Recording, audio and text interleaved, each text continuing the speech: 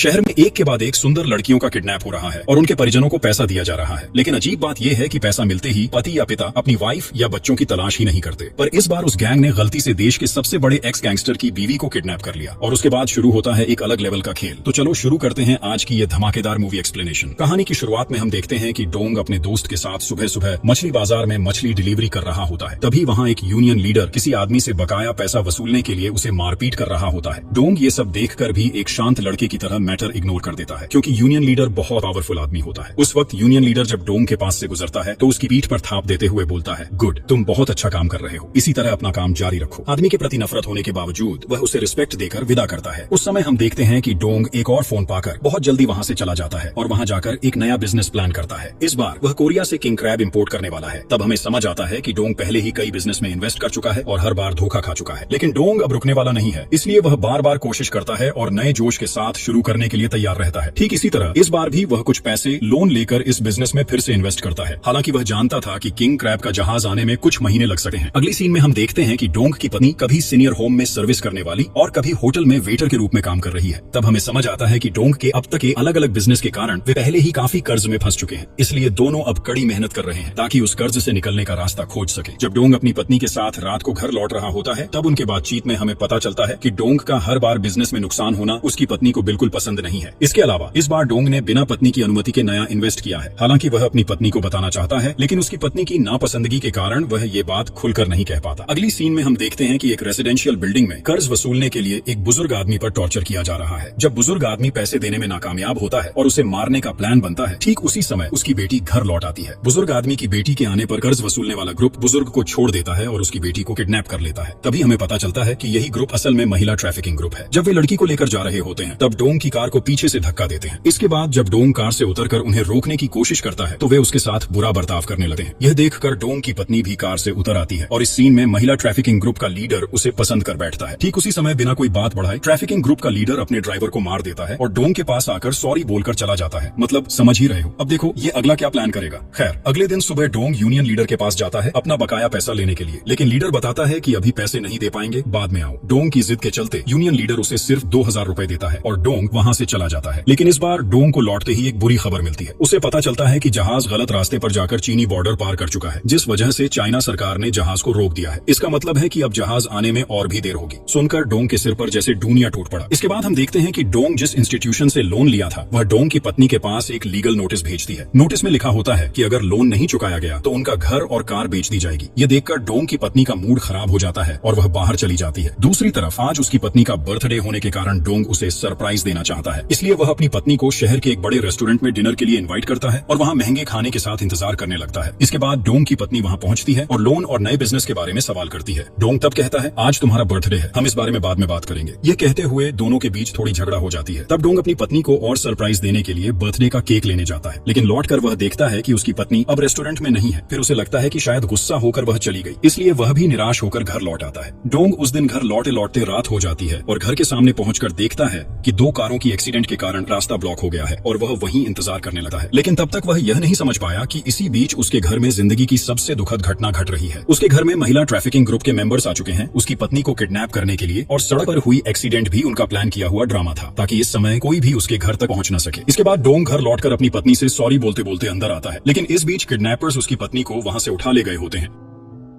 घर लौटकर डोंग देखता है कि घर के सभी सामान बिखरे हुए हैं और उसे समझ आता है कि कुछ तो गलत हुआ है। वह घर के हर कोने और आसपास की जगह ढूंढता है लेकिन नहीं पाता। फिर वह तेजी से नजदीकी पुलिस स्टेशन जाता है और मिसिंग रिपोर्ट फाइल करता है। वहां जाकर डोंग देखता है कि घर के आसपास सभी सीसीटीवी कैमरे उस समय बंद थे। तभी उसे एहसास होता है कि यह पूरी घटना प्लान करके उसके साथ की गई थी। पुलिस स्टेशन से बाहर आते ही डोंग अपनी दोस्त से मिलता है और तभी किडनैपर्स डोंग को कॉल करते हैं। वे कहते हैं, तुम्हारी पत्नी मेरे पास है, इसीलिए पुलिस स्टेशन जाना तुम्हारे लिए सही नहीं था। तुम्हें चाहिए कि सीधे मुझसे बात करो और पत्नी को वापस पाना है तो मैं तुम्हारे घर के फ्रिज पर एक एड्रेस लिखकर छोड़ दिया हूँ, वहाँ आकर मुझसे अकेले मिलो, फिर हम सब कुछ सही तरीके से सेट कर लेंगे। लेकिन ध्यान रहे किसी को भी साथ मत लाना, अगर पुलिस साथ आई तो तुम्हारी पत्नी को काट कर 2 हिस्सों में कर दूंगा। ये सब सुनकर डोंग उस आदमी की बात मानकर उसके दिए हुए एड्रेस पर पहुंच जाता है। वहाँ जाकर वह रेस्टोरेंट मैनेजर से कहता है कि मेरे लिए 2 टाइम स्लॉट है। मैनेजर उसे एक टेबल दिखाकर बताता है, यह आपके लिए रिजर्व है। डोंग वहाँ बैठता है और देखता है कि एक बड़ा बैग, एक मोबाइल और एक जैकेट रखा है। थोड़ी देर इंतजार करने के बाद टेबल पर पड़ा फोन बजता है और दूसरी तरफ से आदमी कहता है, मैं थोड़े काम में बिजी था इसलिए तुमसे नहीं मिल पाया, इसके लिए सॉरी। खैर, बैग में तुम्हारा तुम्हारे लिए इंटरेस्टिंग चीजें हैं, उन्हें खोल कर देखो। डोंग बैग खोलता है और देखता है कि उसमें बहुत सारा पैसा है। आदमी तब कहता है, ये पैसे तुम्हारी पत्नी के बदले मैंने दिए हैं, जाओ इन पैसों के साथ अपनी पत्नी को भूल जाओ। इसके अलावा मैंने तुम्हें अकेले आने को कहा था, लेकिन तुम किसी को साथ लाए, ये देखकर मुझे बहुत दुख हुआ। डोंग तभी समझ जाता है कि आदमी शायद आसपास ही है, और तभी वह देखता है कि एक आदमी गाड़ी में बैठकर जाने लगा है। डोंग और उसका दोस्त दोनों दौड़कर गाड़ी को पकड़ लेते हैं, लेकिन गाड़ी पकड़ने के बाद जब उन्हें समझ आता है कि उन्होंने गलत आदमी को पकड़ लिया है, तो वह उनसे माफी मांगते हैं और गाड़ी छोड़ देते हैं। डोंग तब वहां से पैसे लेकर पुलिस स्टेशन चला जाता है और पुलिस को पूरी घटना बताता है। पुलिस ऑफिसर डोंग से पैसे एविडेंस के तौर पर जमा कर लेते हैं और कहते हैं, हम जल्दी ही मामले को सॉल्व करने की कोशिश करेंगे। घर लौटकर डोंग अपने दोस्त को कॉल करता है और शहर के एक आदमी के बारे में पूछता है जो शहर की सभी खबरों में एक्सपर्ट था। उसका दोस्त कहता है, वो आदमी तो है, लेकिन वह पैसे के बिना कुछ भी नहीं करता, और हमारी अब ऐसी हालत है कि गाड़ी में तेल भरने के पैसे भी हमारे पास नहीं है। ये सुनने के बाद अगले दिन सुबह डोंग यूनियन लीडर के ऑफिस जाता है, क्योंकि उसके पास कई बकाया पैसे थे। वहां जाकर वह इमरजेंसी की बात कहकर अपना पैसा मांगता है, लेकिन यूनियन लीडर किसी भी तरह उसे पैसे देने को तैयार नहीं होता। इतना ही नहीं, वह अपने बॉडीगार्ड से डोंग को मारकर आधमरा बनाने की कोशिश करता है। जब वे उसे वहां से हटाने की कोशिश करते हैं, तभी डोंग अपनी असली शक्ल में लौट आता है। असल में अब तक किसी को पता नहीं था कि डोंग एक एक्स गैंगस्टर है, और इसी वजह से वह इस बार उन पर एक दमदार एक्शन शुरू करता है। काफी फाइट करने के बाद वह उनसे पैसे छीनकर वापस लौट आता है। इस बार डोंग उन पैसों के साथ उस इन्फॉर्मर के पास जाता था जिससे उसे सारी जानकारी मिलनी थी, लेकिन इतने कम पैसे देकर इन्फॉर्मर शुरू में इस काम के लिए तैयार नहीं होता। तभी डोंग का दोस्त कहता है, ठीक है, अगर तुम ये काम मेरे लिए कर दोगे तो मैं तुम्हें अपने बिजनेस का 5% शेयर दूंगा। ये सुनकर उसका दोस्त तुरंत राजी हो जाता है। अब वह डोंग की पत्नी को ढूंढने के लिए एक मिशन शुरू करता है। वह अलग अलग सोर्सेज के जरिए जानकारी इकट्ठा करने की कोशिश करता है। इसी बीच इन्फॉर्मर उन्हें शकी गाड़ी के मालिक का नाम और एड्रेस भी दे देता है। गाड़ी के मालिक से पता चलता है कि गाड़ी का नंबर प्लेट किसी और जगह बेच दिया गया था। इसके बाद डोंग उसे उस आदमी की जानकारी देने को कहता है। उस आदमी की दी हुई जानकारी के मुताबिक डोंग और उसका दोस्त और इन्फॉर्मर तीनों एक पुरानी गाड़ी के पार्किंग एरिया में पहुंचते हैं। वहां कुछ ही समय में एक बुजुर्ग आदमी आता है और उन्हें अंडरग्राउंड एक जगह ले जाता है। वहां पहुंचते ही उनकी आंखें फैल जाती हैं। यह ऐसा जगह है जैसे कोई इलीगल एक्टिविटी का स्वर्ग राज्य। यहाँ ड्रग डीलिंग से लेकर गाड़ियों के नंबर प्लेट की ट्रेडिंग और कई तरह के काम होते हैं। जब वे वहाँ के मैनेजर से गाड़ी के नंबर के बारे में पूछते हैं तो वह पहले गुस्सा हो जाता है और अपने सिक्योरिटी गार्ड से उन्हें मारकर बाहर भेजने की कोशिश करता है, लेकिन तभी इन्फॉर्मर आगे आकर डोंग और उसके दोस्त को बचाता है। फिर भी उस गार्ड को डोंग के हाथों खूब मार लगती है। इस घटना के बाद मैनेजर डरते डरते सारी जानकारी दे देता है। मैनेजर कहता है, हम उनके किसी भी एड्रेस या नाम के बारे में नहीं जानते। वे हर 2-3 महीने में हमें कॉल करते हैं और जो डिलीवरी एड्रेस देते हैं वहाँ हम डिलीवरी करते हैं। हमारे हिसाब से हमने आखिरी बार जिस एड्रेस पर डिलीवरी की थी वह शायद हम आपको दे सकते हैं। ये सुनकर डोंग उनसे वही एड्रेस मांगता है और उन्हें वह डिलीवरी एड्रेस दे देता है। अब डोंग और वे लोग मिलकर उस एड्रेस पर पहुंचते हैं और वहां जाकर एक होटल में पता चलता है कि होटल का ओनर पहले से बदल चुका है और पुराना ओनर अब वहां नहीं रहता। ये सब सुनकर डोंग का मूड काफी खराब हो जाता है, क्योंकि अब तक उन्हें कई लीड्स मिले हैं, लेकिन असली लीड अभी तक सामने नहीं आया है। इसके बाद वहां से बाहर निकलते ही डोंग देखता है कि एक काली गाड़ी से कुछ लड़कियों को उतारा जा रहा है। ये सीन देखकर उसके दिमाग में शक होने लगते हैं। फिर वह उस आदमी को देखता है जिसने डोंग की पत्नी को किडनैप किया था और जो उस दिन सड़क पर गाड़ी में सामान बदल रहा था। यह सब देखकर डोंग समझ जाता है कि यही किडनैपर के लोग हैं। तब डोंग उसकी गाड़ी की ओर जाता है और उस आदमी को गाड़ी से उतरने को कहता है। डोंग कहता है, चलो तुम्हारे साथ मेरी कुछ बातें करनी है, लेकिन आदमी तुरंत डोंग को पहचान लेता है और बेबस होकर उस स्थिति में गाड़ी स्टार्ट करके भागने की कई कोशिशें करता है, लेकिन इसमें उसे कोई फायदा नहीं होता। ठीक उसी समय पुलिस स्टेशन से फोन आता है और डोंग से तुरंत मिलने को कहा जाता है। डोंग घबराकर उस पुलिस स्टेशन जाता है और पता चलता है कि एक अनजान आदमी की लाश मिली है। यह लाश डोंग की पत्नी की जानकारी से लगभग मेल खाती है, इसी कारण उसे पहचानने के लिए बुलाया गया है। यह सुनकर डोंग का दिल थम सा जाता है। वह डरते डरते उस लाश का फोटो देखता है, लेकिन फोटो देखने के बाद ऐसा लगता है जैसे उसके सीने में जान वापस लौट आई हो। असल में यह फोटो उसकी पत्नी की नहीं थी, इसलिए अब भी उम्मीद है कि डोंग की पत्नी शायद जिंदा है।